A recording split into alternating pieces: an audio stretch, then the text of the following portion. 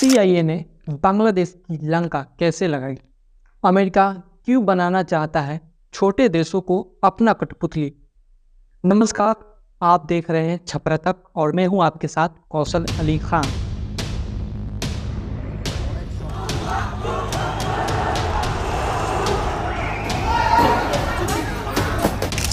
आपको ध्यान होगा कि पिछले साल दिसंबर के महीने में भारत में G20 समिट का आयोजन था।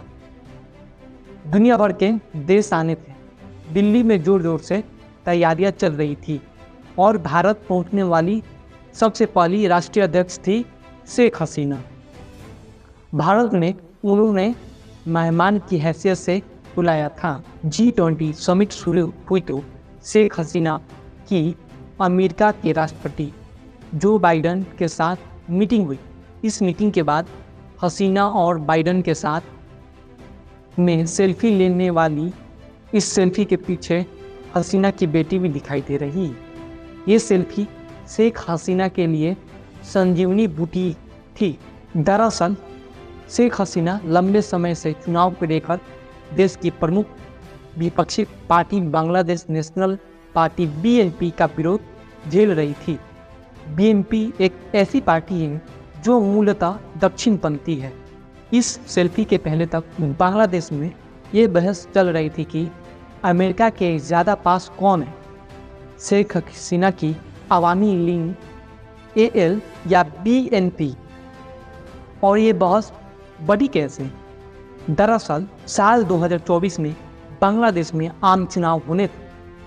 उसके पहले अमेरिका की जुबान पर इस बात की फफूंद लग गई कि उसे बांग्लादेश में फ्री और फेयर चुनाव होने की चिंता है। इसको देखते हुए अमेरिका ने पहला काम किया कि बांग्लादेश के RAB यानी रैपिड एक्शन बटालियन पर सेशन लगा दिए। ये साल 2021 की बात है जब RAB बांग्लादेश की सबसे इलीट फोर्स जो आतंक विरोधी कार्रवाई करती है। इसकी RAB ही एक मौके पर ऐसे उग्रवादी संगठन को खत्म किया जो भारत विरोधी एजेंडे पर काम करते थे।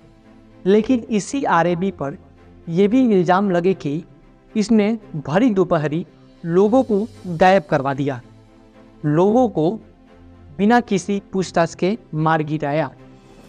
ये भी कहा गया कि सारी कार्रवाई शेख हसीना के कहने पर हो रही है। बहरहाल अमेरिका द्वारा सेशन लगने के बाद RAB की गतिविधि में थोड़ी कमी देखी गई। इसके बाद फिर साल 2024 में शेख हसीना को साथ सेल्फी खींचने के बाद अमेरिका एक और पत्ता फेंक दिया।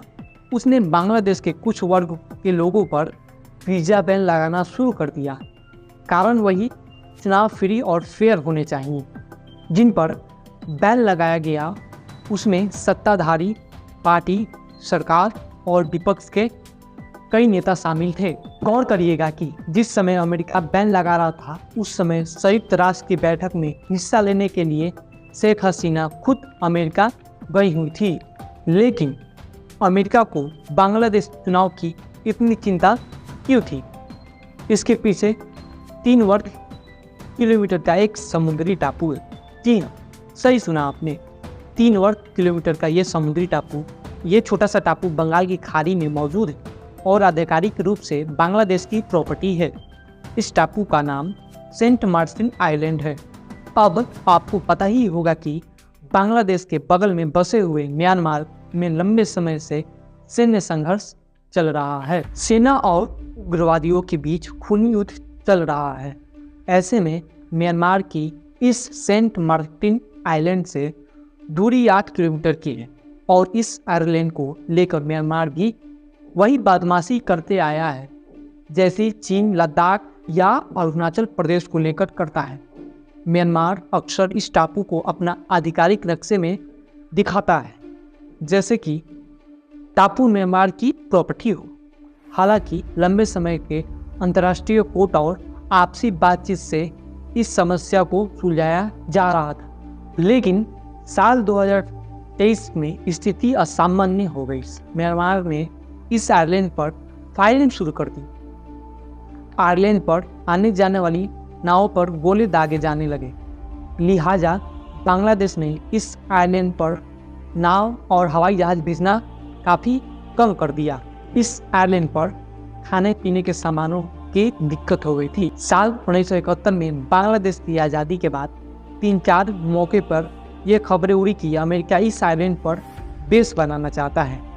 साल 2001 में पत्रकारों को संबोधित करते हुए शेख हसीना ने खुला बोल भी दिया था कि मैं जानती हूँ कि बीएनपी सत्ता में कैसे आई।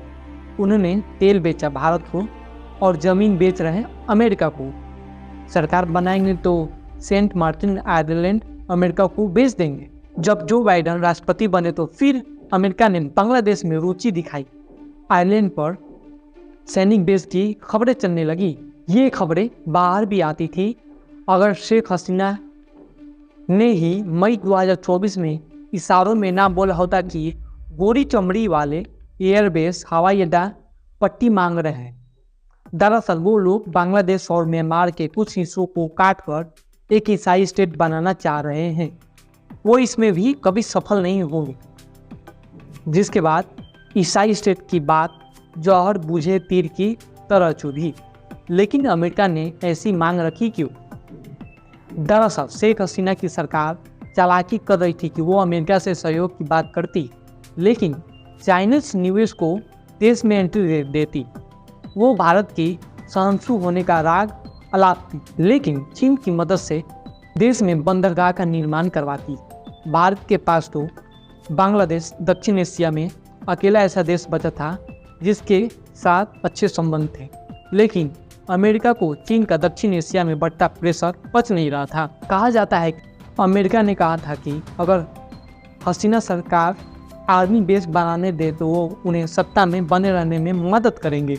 हसीना सरकार बची हुई रहती और अमेरिका साउथ एशिया में बड़ा कदम बना पाता, लेकिन हसीना ने पत्रकारों से बात करते हुए साफ कर दिया था कि अवामी लीग ऐसा कभी नहीं करेगी, लेकिन बीएनपी का बस चले तो वो ये काम कर दे। इशारों में हसीना ने साफ कह दिया था कि बीएनपी के पीछे अमेरिका का हाथ है। अगर वो साथ नहीं देंगी तो बीएनपी और साथ में जमात की मदद से अमेरिका सरकार गिराने का काम करेगी। ऐसे भी इशारे किए गए थे और इस सारे घटनाक्रम के बीच कुछ कहानियां सामने आई। पहला, अमेरिका सरकार के सचिव डोनाल्ड लू ने बांग्लादेश के एक के बाद एक 3 दौरे किए। दूसरी बात, आखिरी दौरा मई के महीने में हुआ जिसमें लू बांग्लादेश के अलावा भारत और श्रीलंका भी आए। तीसरा, CIA ने बांग्लादेश सरकार पर प्रेशर बनाने के लिए 2 उग्रवादी संगठनों से साठगांठ की। एक कुकी चिन नेशनल फ्रंट KNF और दूसरा United liberation front of Asom ULFA जिसे कहा भी जाता है। और एक दिन खबर आई कि अमेरिका की बात ना मानने वाली लेकिन चुनावी धांधली करवाने वाली शेख हसीना ने इस्तीफा दे दिया और बांग्लादेश की सड़कों पर पागल भीड़ दौड़ रही है।